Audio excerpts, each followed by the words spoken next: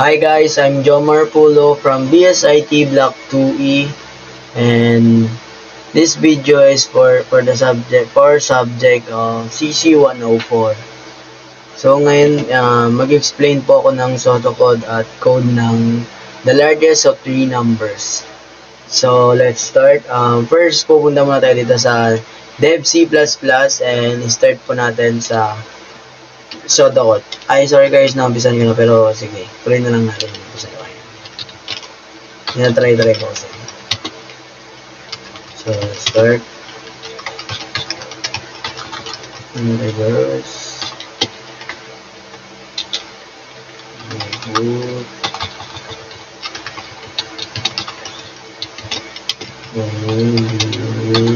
C. So, sinusulat ko po muna yung pseudocode. Okay, and is greater than largest. Then set largest equal B.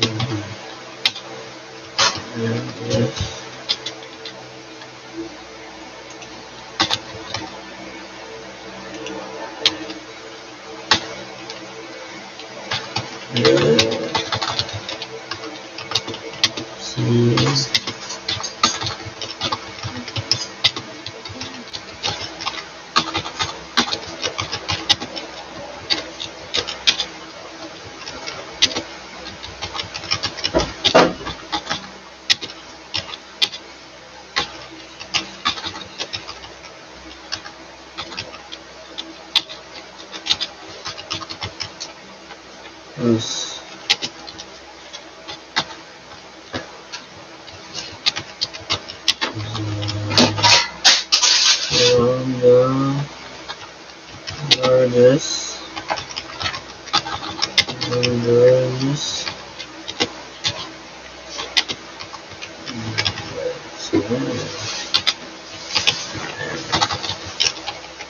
So, yan po ang code ko sa pseudocode dito sa the largest three numbers. Parang hanap niyo yung pinakamalaki sa tatlong numbers. So, first, mag-umpisa tayo sa begin and display. Yung i-display niya po yung enter 3 integers, tapos mag-input tayo ng A, B, C.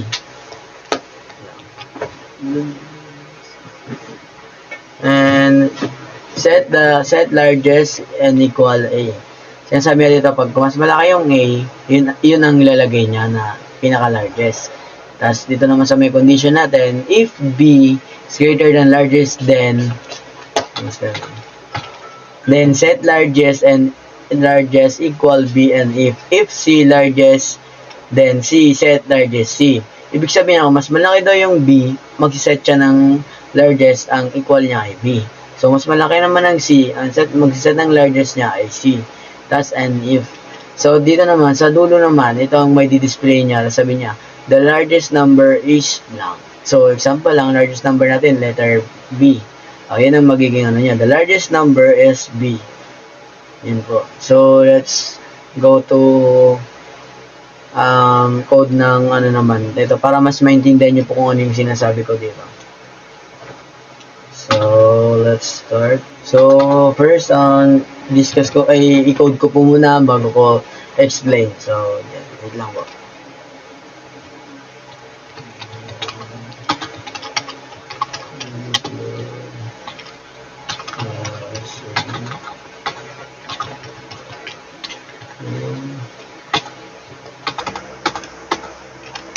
Using base in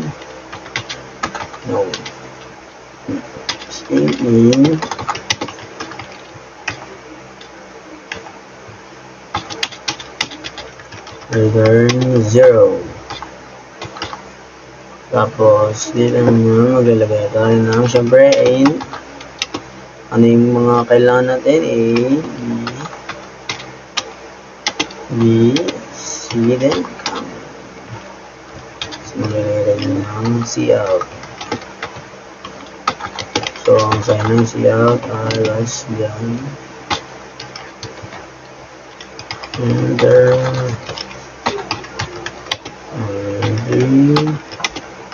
integers.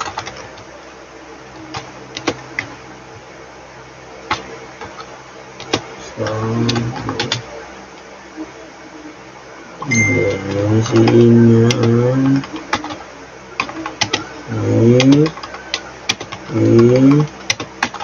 ano sobra?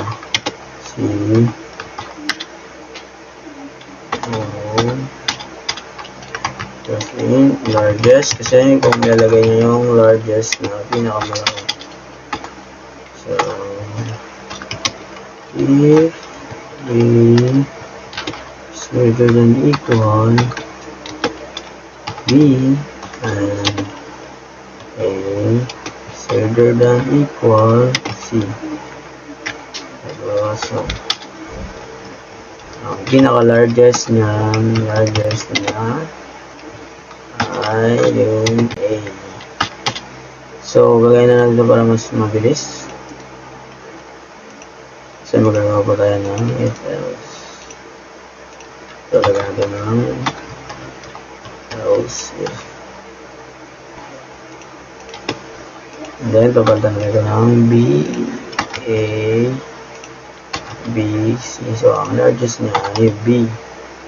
Tapos naman else. Largest. Mas malaki ang C, yun ang largest.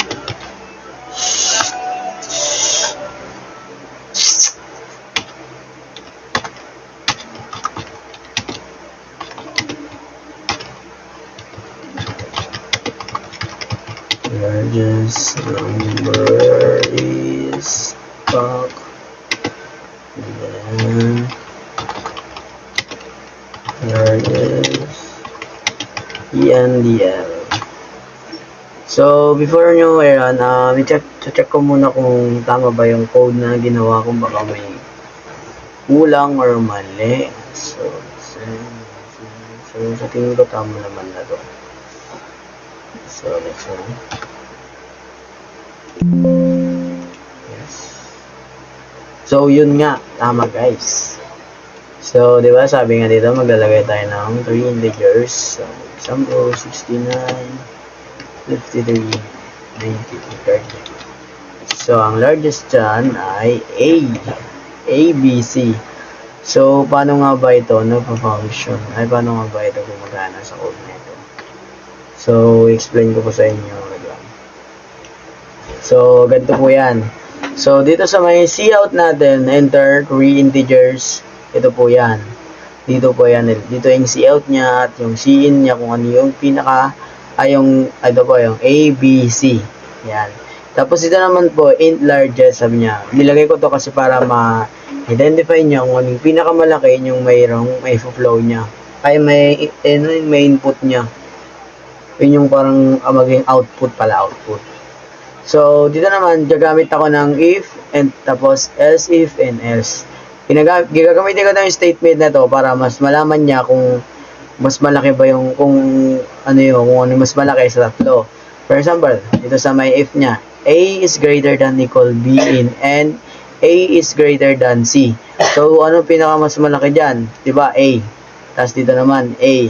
So, ang pinaka-largest niya ay A. So, ganoon naman sa may else if niya.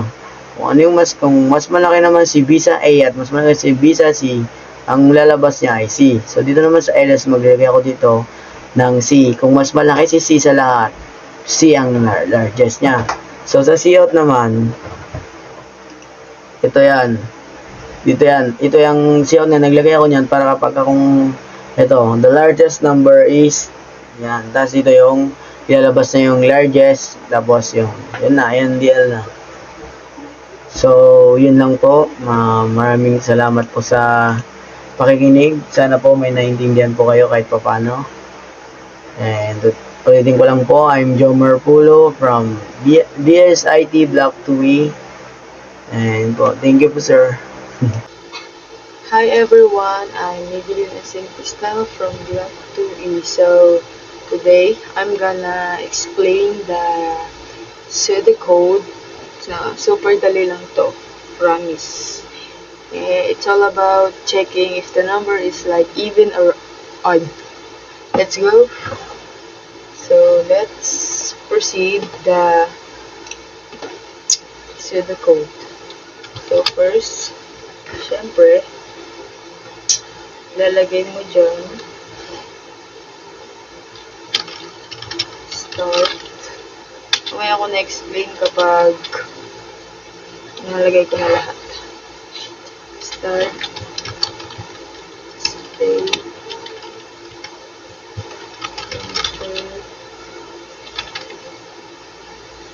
enter,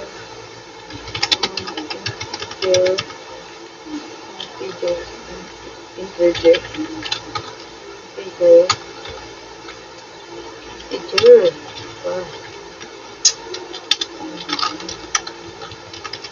rate,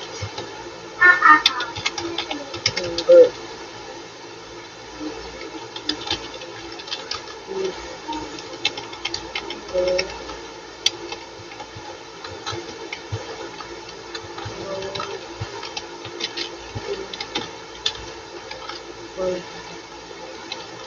zero, and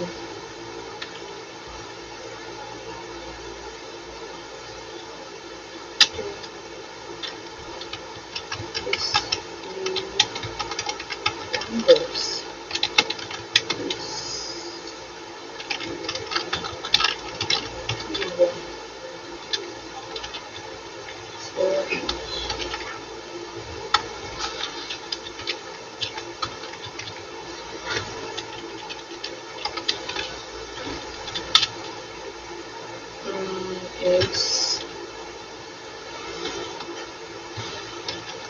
Else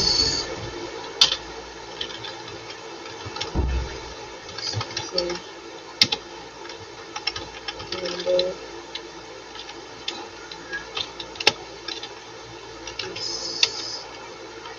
out.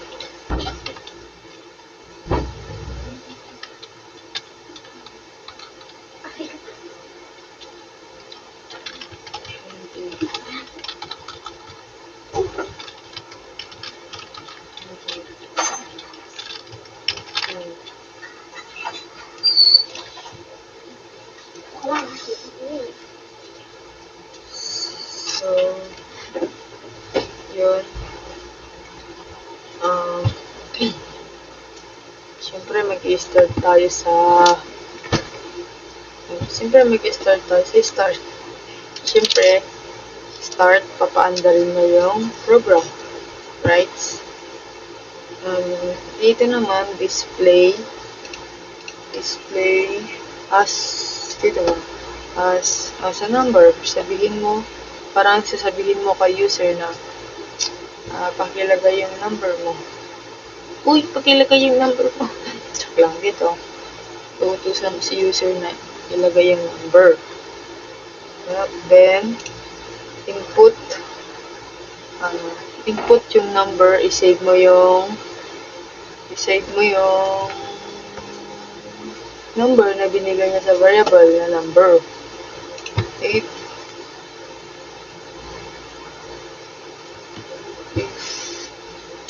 If number mode 2 equals to 0, ito na yung check.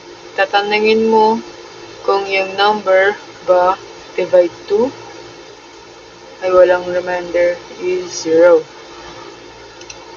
Display, then of course, ano yan? Even, display na yan. Else, kung hindi siya meaning, may remainder na 1. Otherwise, then, ito naman, obviously yan, display na yan. And ang if else block, tapos na yung for check. And, ito na yung yung ending talaga. Wala na. Tapos na tayo. Ending. Yun yung ending. Yun na yung ending niya sa end. Sorry kung baliw ako mag-discuss. Hindi ko talaga alam. So, let's proceed to the next. Let's proceed to code. Da da da da da da. Ano na yun? Okay, pala. Use 3. This one progression.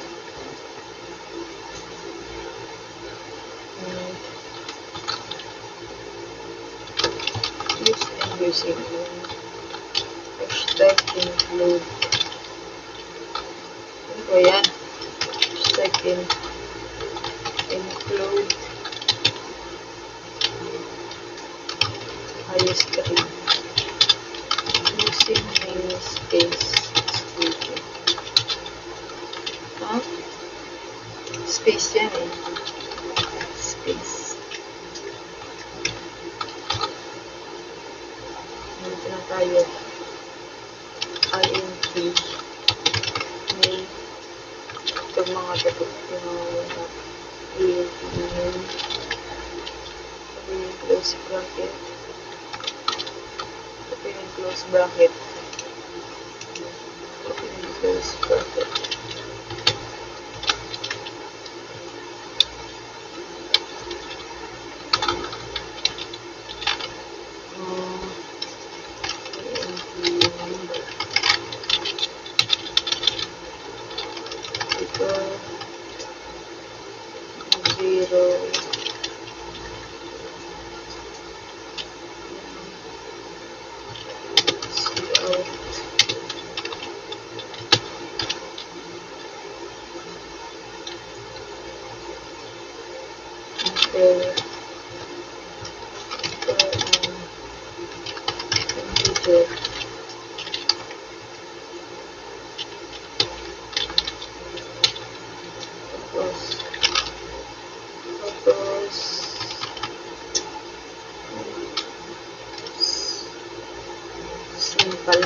Palang hindi mawawala.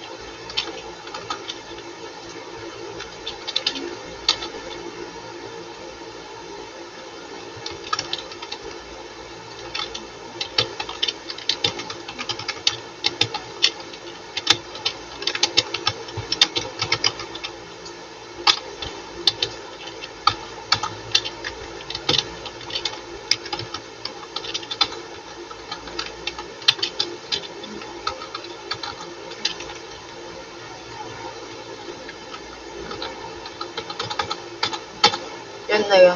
Tapos na tayo. Explain ko ba to? So, i-run lang natin siya. Try natin siyang i-run.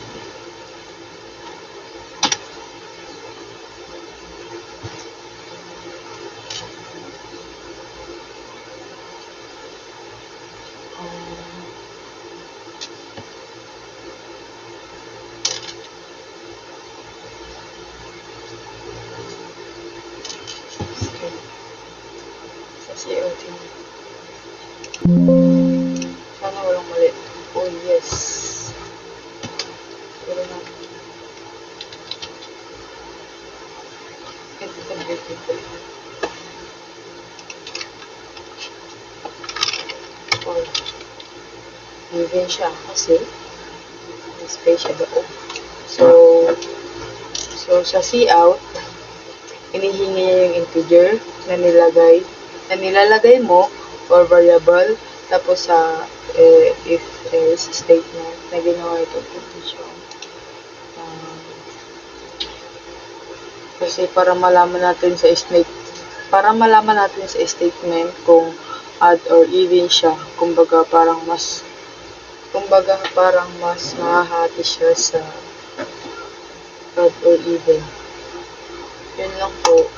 Thank you for watching.